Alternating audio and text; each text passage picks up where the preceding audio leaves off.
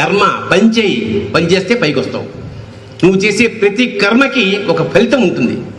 అంచేత భారతీయుల్ని ముఖ్యంగా యువతని ఇవాళ మోడీ లాంటి వాడికి తారక మంత్రం అది.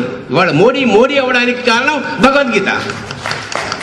ఇవాళ ధైర్యంగా మన మతం గురించి కానీ, మన సంస్కృతి గురించి కానీ, మన హిందూ శబ్దాన్ని ఉచ్చరించడానికి వాళ్ళ ధైర్యం కలిగిందంటే దానికి కారణం మోడీ. ఇవాళ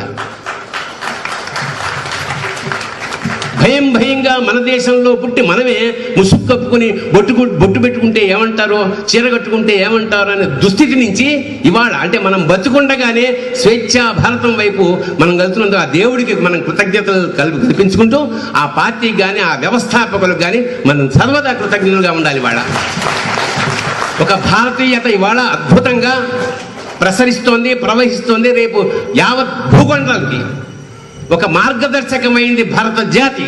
దానికి